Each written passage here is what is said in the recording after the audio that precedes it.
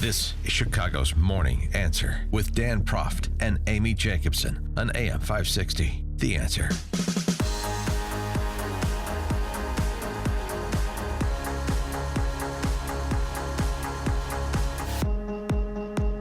Good morning, Dan and Amy. So sometimes Trump will store up these slings and arrows that have come his way from political enemy combatants and unleash the response in a torrent. That's what he did last night in his interview with Laura Ingraham when the subject of Nancy Pelosi and her recent call of imprisoning him. I know. Impeachment's not enough. She went straight to jail time. Well, I mean, the hyperbole. Well, please. you know what it is. She's in a fight with Jerry Nadler and other backbenchers in her caucus. Mm-hmm. She can't sound weak. Oh, so you want to forget impeachment. I want imprisonment. Oh, you want imprisonment? I want him to be drawn and quartered. Oh, you want him to be drawn and quartered? I want him tarred and feathered. It's just rhetorical one-upsmanship within the caucus that leaked out. And there's no audio of her saying it, but it was leaked information. Oh, this didn't leak out. President Trump delivered it straight away, right between your eyes, Nancy Pelosi. We passed Nancy Pelosi as we were walking up to the stage earlier. She said some pretty harsh things over the last 24 hours, leaked out from her caucus. She said, I don't want impeachment. I want him in prison, meaning you. How do you work with someone like that? I think she's a disgrace. I actually don't think she's a talented person. I've tried to be nice to her because I would have liked to have gotten some deals done. She's incapable of doing deals. She's a nasty, vindictive, horrible person. The Mueller report came out. It was a disaster for them. They thought their good friend Bobby Mueller was going to give them a great report, and he came out with a report with 13 horrible, angry Democrats who were totally biased against me. A couple of them worked for Hillary Clinton. They then added 5 more, also Democrats. With all of that, 2.5 years, think of it. From before I even got elected, they've been going after me, and they have nothing. Do you mind if he testifies still? Before you said you didn't care. Mueller testified. Let me tell you, he made such a fool out of himself the last time because what people don't report is the letter he had to do to straighten out his testimony, because his testimony was wrong. But Nancy Pelosi, I call her Nervous Nancy. Nancy Pelosi doesn't talk about it. Nancy Pelosi's a disaster, okay? She's a disaster. And let her do what she wants. You know what? I think they're in big trouble, because when you look at the kind of crimes that were committed, and I don't need any more evidence, and I guess from what I'm hearing, there's a lot of evidence coming in. But you look, and then ask Nancy, why is her district a drug needles goes after all her over the place? It's the most disgusting thing, what she's allowed to happen to her district, with needles, with drug addicts, with people living in the middle of the streets, with people living on the sidewalk. You can't go. She ought to focus on that, because she's a disaster.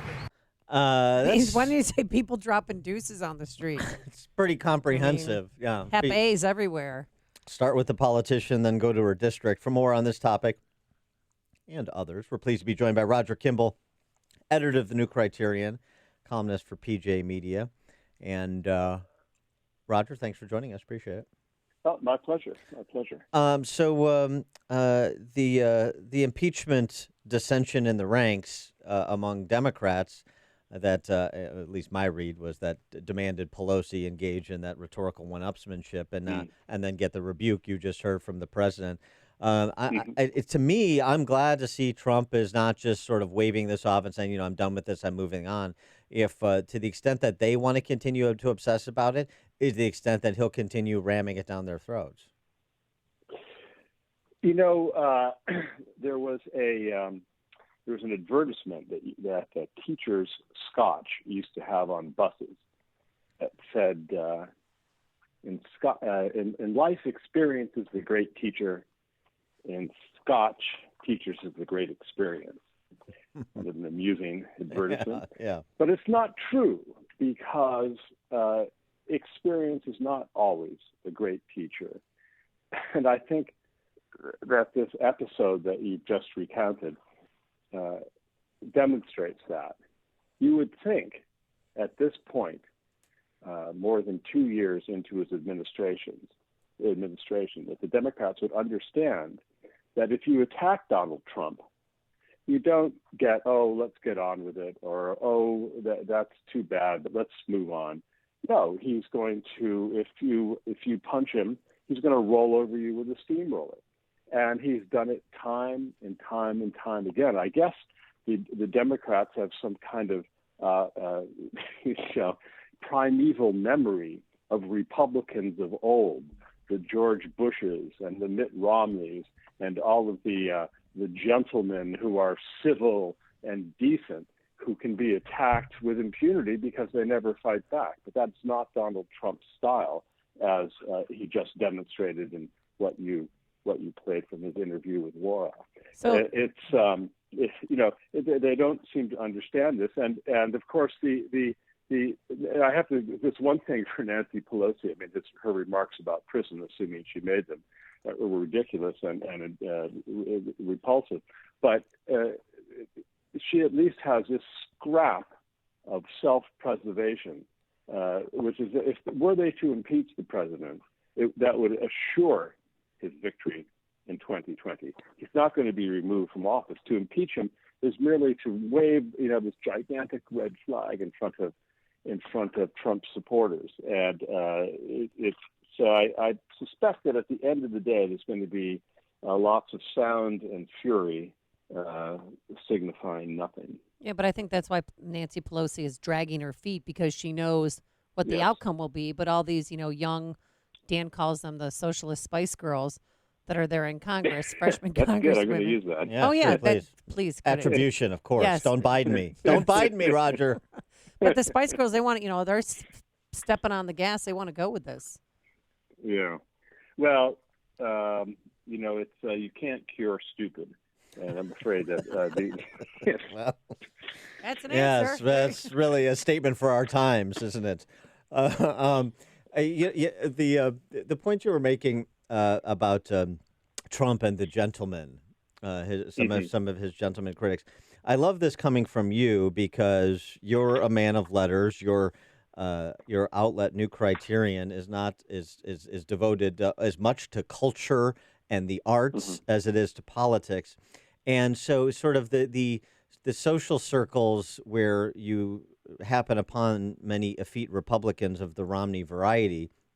And then there's Roger Kimball, who's a street fighter in a bow tie. And we need more of those. And this points up this piece that you wrote at amgreatness.com about this intramural discussion between Sohrab Ahmari and David French. Yeah. What kind of posture should people who are generally like-minded take in these political times? French would be considered the more civil, I guess, perspective. Even though, I mean, I must say about David French, I mean, he has fought the fights as a constitutional attorney for religious liberty and other things. So it's not that he's a bad guy or he's an enemy in the perimeter, but he is he's much more tolerant of the barbarism of the left than Sohrab Ahmari suggests we be. And you weighed in on this. Yeah. Well, you used the word posture. I would say that what we see in a lot of these debates is, at least from one side, is a good deal of posturing. And I myself, I think that David French has written a lot of things that, while there's a certain posturing of decency and civility, actually, if you read what he's written about the president, for example, and some of the president's supporters, there's nothing of the kind. I think there's a good deal of bad faith abroad here. And one of the things that Sohrab identified in his essay is the current of what you might call intolerance that is hidden just beneath the surface of this stage production championing tolerance and civility and decency. In my response to that, I talked about John Stuart Mill and tried to point out the way in which his doctrine of enunciated on liberty, while it seems to be a gospel of tolerance, if you scratch it just beneath the surface, there is actually a doctrine of intolerance concealed there. And I think that Sohrab put his finger on that. And what he did was frankly identify some of the really deep problems in our culture that I think many on the right are unwilling to face up to and call by their real names. You know, I think that when George Orwell said that, the first step in solving a problem is to call things by their real names, we are drunk on euphemism in this culture to the point where we can no longer articulate the problems that are strangling us. And it's the great virtue of Sohrab's essay, I think. And it's just a first step in this process. But the great virtue is to try to face up to some of those euphemisms. The other passage from Sohrab's essay that you pulled as being particularly important was his discussion of the culture war as it pertains to the institutions in play. Sohrab wrote, conservatives should approach the culture war with a similar realism. Civility and decency are secondary values. They regulate compliance with an established order and orthodoxy. We should seek to use these values to enforce our order and our orthodoxy, not pretend that they could ever be neutral. To recognize that enmity is real is its own kind of moral duty. Talking about recognize the hatred of the left. Don't pretend we're trying to get to the same place. We're not. Yes. Well, there's this idea that there's a kind of level playing field, a ground of dispassionate discussion and so on is a fiction, and it's one that is routinely violated by the left, who only drag it out when they're confronted by their enemies on the right. Now, I mean, I believe that Edmund Burke was right, and I think probably Sohrab would agree with this too, that manners and morals are much more important than the law because they touch us everywhere, whereas the law touches us just here and there and now and again. But what we have to do is realize that these people hate us and they wish us ill. And until we recognize that and fight back, we are going to be perpetually in a second-class position. And I think that the buffed and polished right in this country, the NPR conservative, the New York Times conservative, all of those house-broken mascots who are buttoned down and every 2 weeks are allowed to come out and pretend to be conservative. They are totally unwilling to face the threat that the left poses. And one of the great things about Sohrab's essay, I think, is that it did face up to that, and it in sort of the Linskyite terms, thinking of the political activist Saul Alinsky, who one of his rules is make the other side live up to their own pronouncements, because they seldom can do that. And it just seems to me that Sohrab is recommending that and is pointing out some of the ways in which David French fails to do that. Yeah, they intend us ill will, like imprisonment. Exactly. I just recall thinking about reading Sohrab's essay. I just thinking about the famous incantation from President Obama that New York Times columnist David Brooks is his favorite Republican. If that doesn't tell you everything you need to know about David Brooks, then I don't know what does. I didn't want to name names, but I did have. David's, an old friend of mine, and I haven't seen him for a while, but no, he's definitely got turned Turk, as they say. It's kind of Stockholm syndrome. We're very familiar. With that in Chicago. Roger Kimball, editor of the New Criterion, columnist for PJ Media. Read his piece on this discussion we were having, Sohrab Ahmari and our existential struggle at amgreatness.com. Roger, thanks as always for joining us. Appreciate it.